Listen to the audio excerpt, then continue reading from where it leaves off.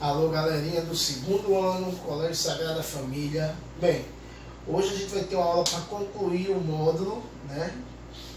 O módulo de vocês, para a gente poder realmente entrar em termodinâmica. Então, para concluir o módulo, só faltou esse conteúdo aqui, que é estudo dos gases, ok? Gente, olha, primeiro, para a gente estudar os gases, a gente tem que entender que tem uma série de coisas que a gente vai ter que diferenciar do real para o ideal, né? Os gases reais são aqueles gases encontrados na natureza, né? A gente tem o oxigênio, o ar atmosférico, o hidrogênio, o cloro, né? São os gases que a gente tem normalmente no nosso dia a dia. Mas o nitrogênio, né? Também, e aí uma série de gases, né? Bem, ó, pessoal, o gás de cozinha, sim, o butano, o gás de cozinha também é um gás real. Agora, o gás ideal, como está dizendo o nome, ele é idealizado. Ele serve para favorecer um modelo matemático que fica mais fácil para vocês entenderem. Mais fácil do que o comportamento dos gases reais. Então, para caracterizar um gás ideal, a gente fez uma série de situações. Por exemplo, ele é composto de partículas pontiformes. Ou seja, o tamanho das partículas de um gás ideal, ele é desprezado. Você não leva em conta o tamanho das partículas. É como se todas as partículas fossem do mesmo tamanho. Isso é muito importante, né? Isso é muito importante mesmo, ok? Dessa maneira, as partículas não podem realizar aquele chamado movimento de rotação. A gente não vai levar em conta o movimento de spin. A gente vai levar apenas em conta o movimento de translação, eles se movendo para um lado e para o outro, já que eles são partículas pontiformes. O tamanho, a massa deles é desprezível. Outra coisa, a força de interação elétrica. A força elétrica, vocês vão estudar isso comigo ainda esse ano. A força elétrica, para esses gases, ela é desprezada. Não é levada em conta, ok? Isso é muito importante também. Ó, a força elétrica ela é nula, ou seja, as partículas devem estar suficientemente afastadas para que possam ser desprezadas a força de interação elétrica, ok? É isso mesmo. Outra coisa que a gente leva em conta, se não me falha a memória, deixa eu lembrar, a ocorrência de interação durante as colisões. A gente o quê? A gente vai levar, se despreza a força elétrica, a única força levada em conta é da colisão entre as partículas, uma se chocando com a outra. Como não tem força elétrica, só a força de uma partícula batendo na outra. E aí vem a condição de colisões. Nós estudamos no primeiro ano as colisões. Colisão elástica, inelástica, parcialmente elástica. A perfeitamente elástica, chamada colisão elástica, ela não há gasto de energia, ou seja, não há perda de energia cinética nesse tipo de colisão. É o tipo de colisão que nós vamos utilizar. Ou seja, não vai haver a perda de energia num gás em relação à colisão de uma partícula com a outra. Então a gente vai estudar sem perda de energia. Então as colisões serão perfeitamente elásticas. Esse é o modelo do gás ideal. Aí tem essa série de condições para isso, né? Como eu estou botando aqui para vocês. Bem, para a gente começar o estudo dos gases, a gente tem que conhecer as variáveis do gás.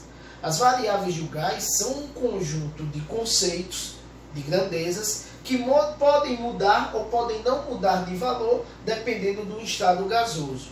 As grandezas são temperatura, essa nós já estudamos, ela mede a agitação térmica das moléculas do corpo, que é a temperatura. A gente também tem a pressão. Pressão vocês estudaram comigo no primeiro ano. Pressão é força sobre área. Então, como a gente está falando de força, essa força é aplicada justamente devido às colisões do gás por área de recipiente. Você tem um recipiente, o gás, as moléculas do gás vão se agitando e aí elas vão batendo na parede do recipiente. O gás ele vai fazendo uma pressão sobre o recipiente. Vamos lá? Outra coisa é o volume.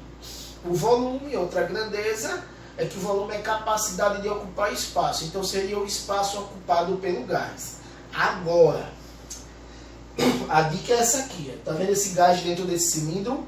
O gás tende a ocupar todo o volume que você dispõe para ele. Quer ver um exemplo? A gente está na sala de aula, né? Que tem os palhaços, né? Tem os palhaços. Sempre tem esse palhacinho que gosta de soltar a flatulência na sala de aula.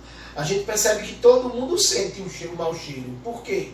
Porque o gás ele tende a ocupar todo o espaço que você dispõe para ele. Moral da história: o volume do gás sempre será o volume do próprio recipiente. Beleza, turminha? Então esse conceito básico. Se o recipiente tiver 2 litros, o volume do gás será 2 litros. Se o recipiente tiver 10 litros, o volume do gás também será 10 litros. Ok? Então termina essa parte aí. Vamos ver agora as transformações gasosas.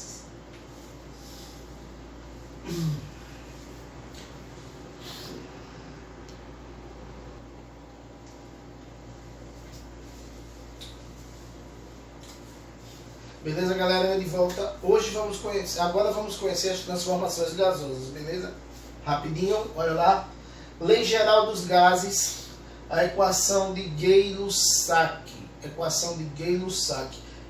Bem, a equação de Gay-Lussac é aquela que relaciona as variáveis do gás, pressão, volume e temperatura. Devido às outras leis, se chegou à conclusão que pressão e volume são diretamente proporcionais, inversamente proporcionais, pressão e temperatura diretamente proporcionais e volume e temperatura diretamente proporcionais. Ou seja, ele fez uma relação matemática que relaciona as variáveis do gás em estados gasosos diferentes. Ou seja, pressão vezes volume sobre temperatura no estado A. Se eu levar esse gás para outra situação, eu vou ter a mesma relação entre pressão, volume e temperatura na situação B.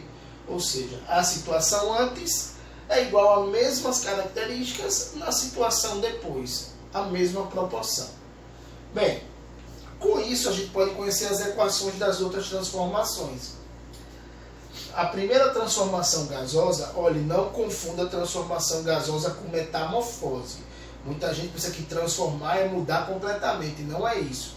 Transformação gasosa, a transformação gasosa é porque você está mudando uma dessas variáveis aqui. Se ela muda, houve uma transformação gasosa, tá certo? A primeira transformação é a isobárica, que eu vou falar. A transformação isobárica, como diz o nome, bário. Bário, lembrar do barômetro, aparelho que mede pressão. Isobárica, iso igual, bárica vem de pressão. Pressão constante, ok? Isobárica, pressão constante. Galera, se a pressão é constante, logo, se eu pegar a equação de Gay-Lussac, é o que vai acontecer. A pressão é a mesma, então eu posso chegar e cortar pressão com a pressão. E aí, se eu corto a pressão com a pressão, o que acontece? Sobra quem? Volume e temperatura. A pressão é a mesma.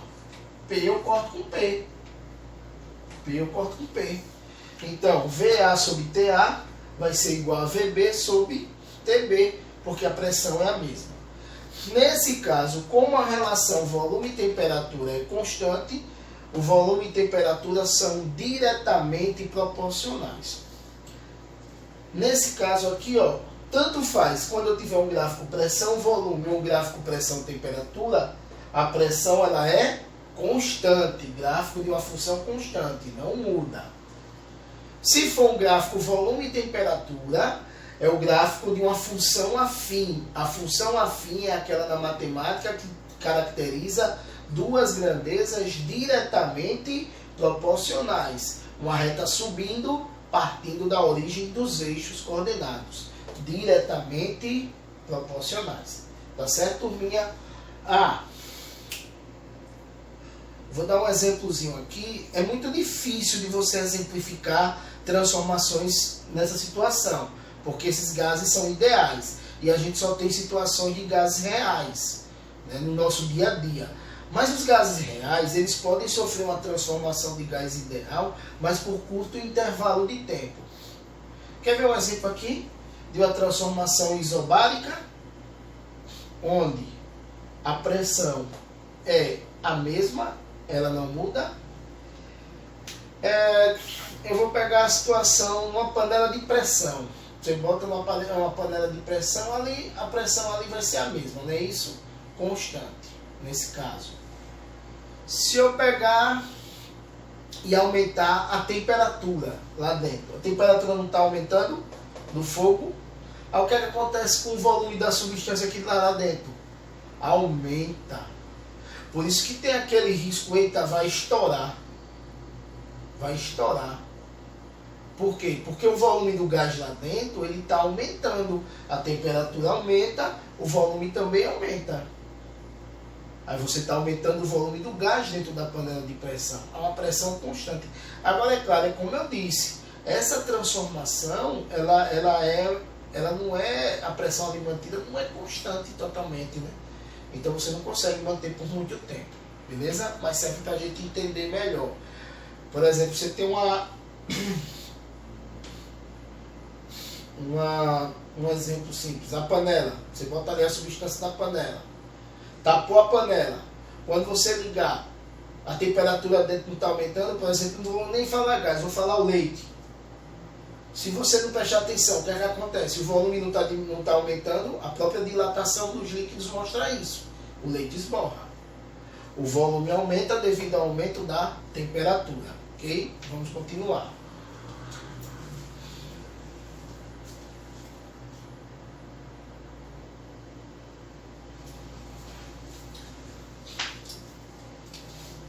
Aí, galerinha, agora vamos à transformação isocórica. Ela recebe 3 nomes: isocórica, isovolumétrica ou isométrica. Todas estão remetendo ao volume. Na transformação isovolumétrica, como diz o nome, iso igual, volumétrica, córica vem de volume. Então, isovolumétrica, volume constante. Como o volume é constante, vê que eu forço mais em isocórica, porque o nome é muito estranho, né?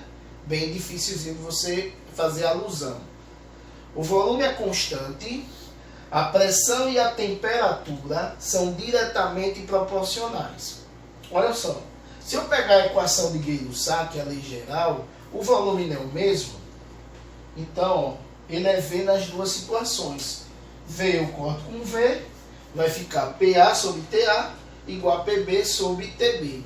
Como é uma fração, logo pressão e temperatura são diretamente proporcionais. Se você pegar matematicamente, explicando, o gráfico de pressão, temperatura por volume, o volume sempre vai ser o mesmo, então ele é constante. E pressão, temperatura, o gráfico for pressão e temperatura, já que eles são diretamente proporcionais, uma reta subindo, o gráfico de uma função afim. Esse é o comportamento matemático, né? Agora, como exemplo, a gente pode entender numa situação em que o volume não mude, o volume seja o mesmo, que é uma situação muito difícil de você imaginar mesmo. É uma situação, o pessoal não, uma situação com o volume do gás, ele ali não vai mudar. Realmente ele vai ser o mesmo, né? Você ter essa situaçãozinha hipotética, né? Bem difícil de você, realmente de você imaginar. Bem, levando-se em conta que o gás tende a ocupar todo o volume a que você dispõe para ele, não é isso? Então, o volume do gás é um volume do recipiente. Se você botar um gás dentro do recipiente, ele vai ocupar todo. Então, vamos lá. Vamos lá. Eu vou pegar aqui, ó, um recipiente e vou colocar gás. Esse recipiente tem 2 litros, então o gás aqui vai ocupar 2 litros, tá vendo? O que é que vai acontecer se eu aquecer esse gás? A temperatura dele foi elevada. Se você aumentar a temperatura, você não muda o volume do recipiente. Vamos dizer que é um recipiente indeformável, que ele não dilate.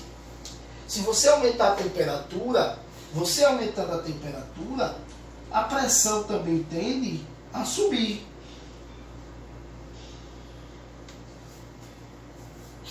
E aí esse recipiente tende a estourar devido à pressão ser maior. Um exemplo que eu posso, se é que eu posso citar, né, para vocês, você pegar uma bola de uma bexiga, encher ela de oxigênio, e aí o que você for fazendo? Você vai aumentar a temperatura dessa bola. Se você for aumentar a temperatura sem a bola dilatar, a tendência é a bola estourar, porque a pressão interna dela vai ser muito grande. Ok, galera? É um exemplozinho muito mais, bem um pouquinho mais difícil, mas que explica realmente essa questão do volume sem ter alteração no volume. Ok? Vamos continuar, vamos ver a última transformação.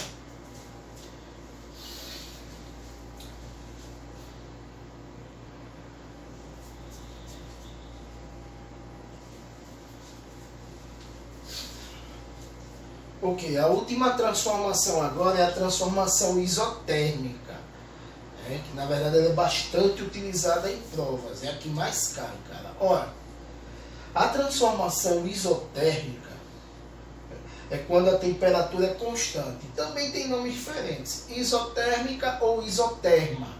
Viu? Temperatura é constante, a temperatura não muda, você mantém a mesma temperatura. Ok?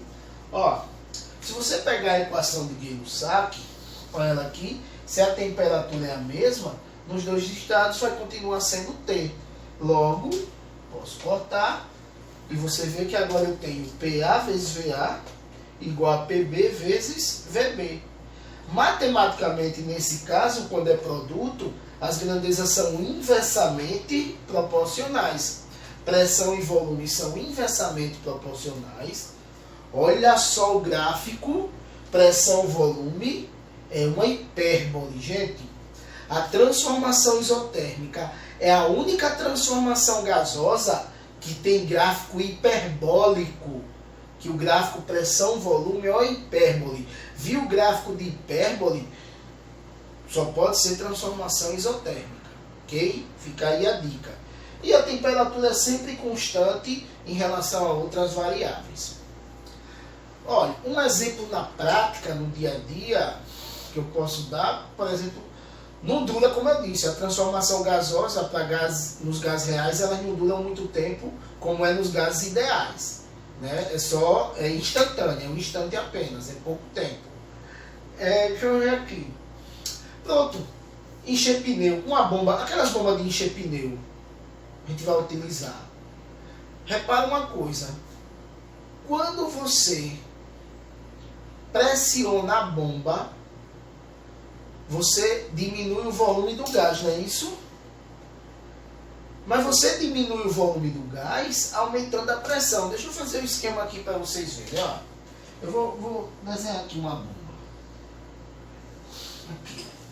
Rapidinho, fica até de joelhinho, ó. Ok? Tá aqui uma bombinha, né? Aqui o bicozinho dela. Beleza? Aqui uma bombinha. Então vamos lá. Aí aqui, ó. Por coisa de você pressionar a bomba, tá certo? Ok? Rapidinho, desenho bem simples. Aqui a gente tem aquele êmbolo, né?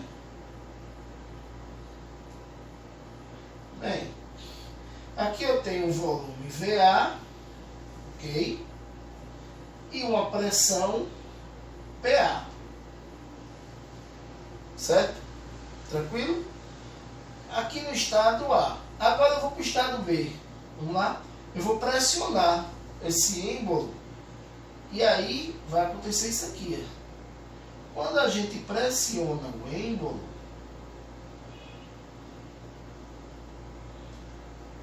a gente pressiona o êmbolo, aí acontece isso aqui, né? Ó, o biquinho, pá, pererê, sube mais o êmbolo, ó. Aqui, oi. Beleza? Pressionei o êmbolo, fiz força, né? Pra cá. Aí você vê que o volume do gás aqui, que eu tinha esse volume todo, ó. Eu só tenho isso aqui de gás agora, só tenho essa quantidade. O volume ele diminui para o estado B. Então o volume diminuiu.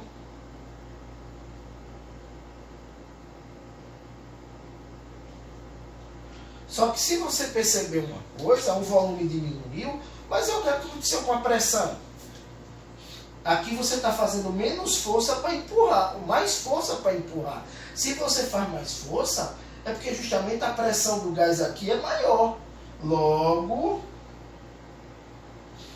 aqui você vai ter uma nova pressão, onde essa pressão ela é maior do que a anterior.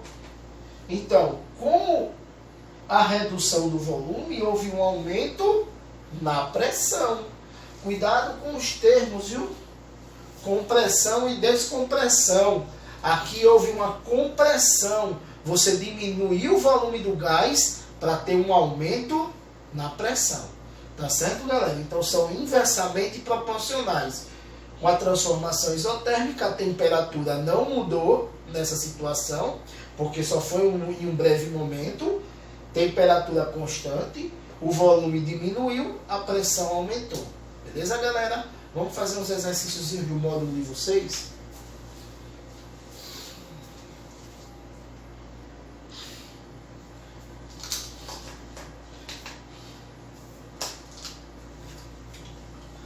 Aí, galerinha, peguem o módulo, viu?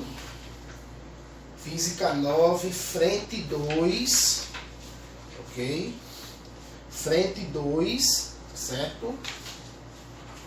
Frente 2, ok? E coloquem na página 39. Galera, página 39. Primeira questão, ele fala isso aqui, ó. Ronaldinho é apaixonado por jogar futebol. Eu, ó, tô até com a camisa do melhor, do maior, tá vendo? Certo dia, combinou com seus amigos jogar uma partida na quadra do seu prédio, à noite. Durante a tarde, procurou sua bola e encontrou-a ao sol, verificando que estava bem cheia. No entanto, à noite, seus amigos reclamaram que ele poderia ter enchido melhor. Sabendo que a noite do jogo estava muito frio, como você explicaria o fato da bola ter ficado um pouco murcha? Gente, ó, bem, você tem a bola, o volume da bola não vai mudar, né? A bola tem seu volume. O gás tem que ocupar todo o volume do recipiente. Ou seja, se a bola é a mesma, o volume V será o mesmo, será constante. Então, logo, isso aqui é uma transformação isovolumétrica, isocórica. Isovolumétrica. Certo? Na transformação isovolumétrica, pressão e volume são inversamente proporcionais. Pressão e temperatura são diretamente proporcionais. Logo, quando vai à noite, a temperatura diminui, a pressão também, a pressão sobre a bola também diminui. Como a pressão sobre a bola diminui, é como aquela história de você encher o pneu, né? O pneu do carro. Quando a pressão no pneu diminui, a calibragem dele diminui. A gente diz que o pneu está murcho, né? Ó, o pneu está murcho. Porque a pressão interna dele diminuiu. É a mesma coisa no caso da bola aqui, ó. A pressão dela diminui porque a temperatura diminui. Então fica aí a dica, ó. Com a redução na temperatura, também diminui a pressão interna, ok? Do dia para a noite. Essa é a resposta. Segunda questão. Na temperatura T e pressão P, um gás perfeito tem volume de 500 centímetros cúbicos. triplicando simultaneamente a pressão e a temperatura do gás, seu volume passa a ser. Vamos lá? Olha só. Aí a equação de Gay-Lussac. PA, VA sobre TA é igual a PB, VB sobre TB. Logo, isso implica que... Olha as situações que ele deu. A pressão era P antes, o volume era 500, volume 500, e a temperatura era T. Olha o que vai acontecer agora. Deixa eu diminuir só o tamanho aqui, que realmente fica muito grande para o quadro pequeno.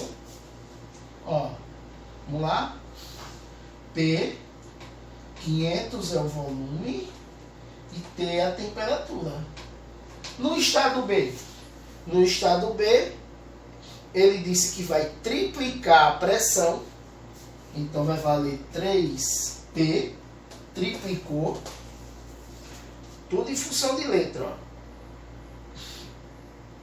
Triplicando a pressão e a temperatura do gás, então ele triplica tanto a pressão quanto a temperatura, vai valer 3T.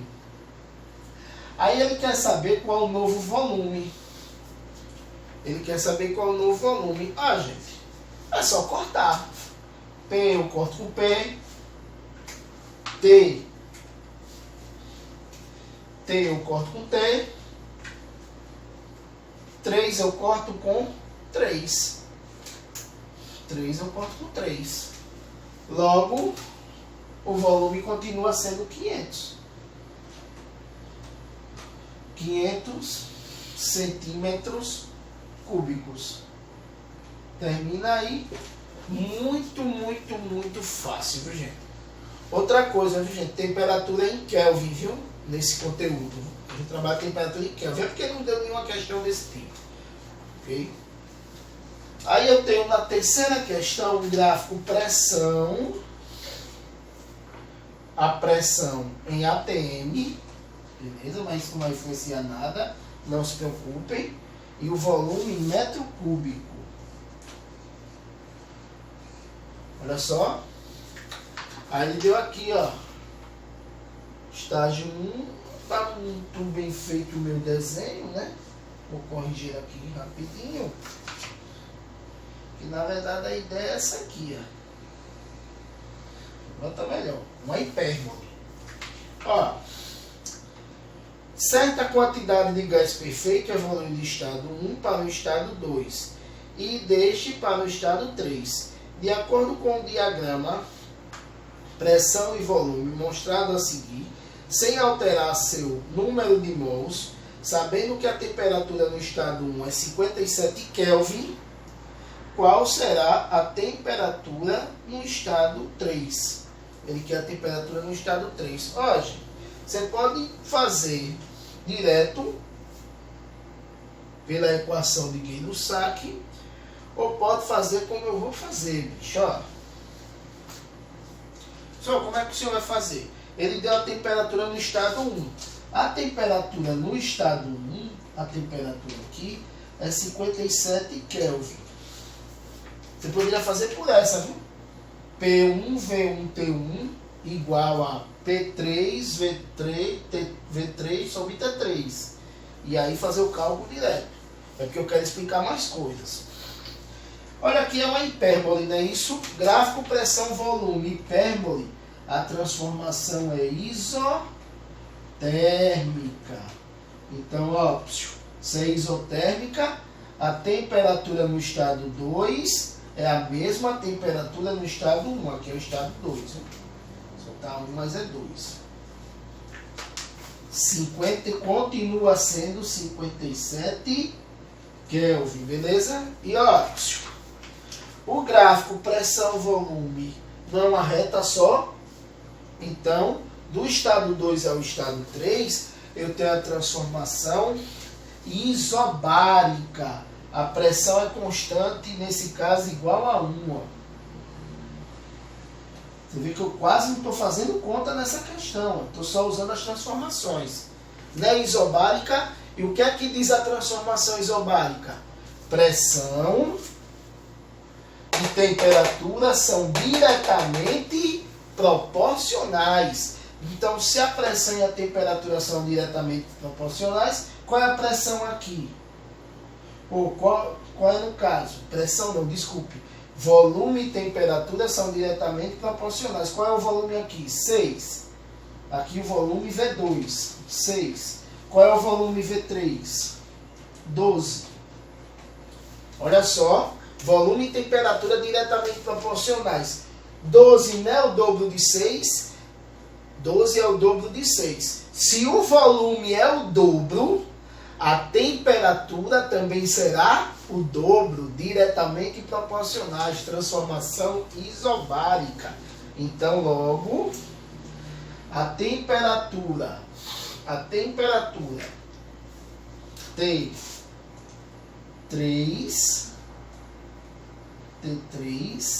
será o dobro da temperatura T2, que é 57. Então, logo, T3 é igual a 2 vezes 57. 2 vezes 57... 2 vezes 57, 114 Kelvin, termina aí, 114 Kelvin.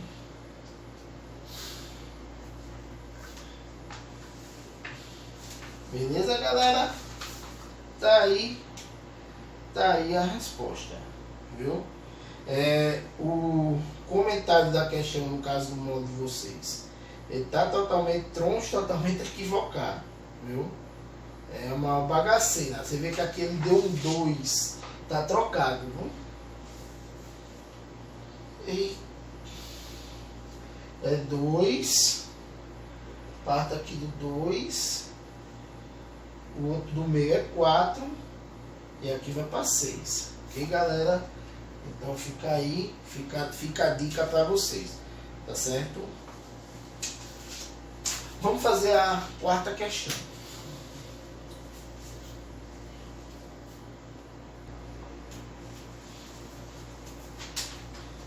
Vamos lá, galera. Quarta questão. Vocês viram na questão anterior que era só olhar o gráfico. Nem cálculo direito eu fiz. Eu só expressei o cálculo para vocês verem. Mas dá para fazer de cabeça.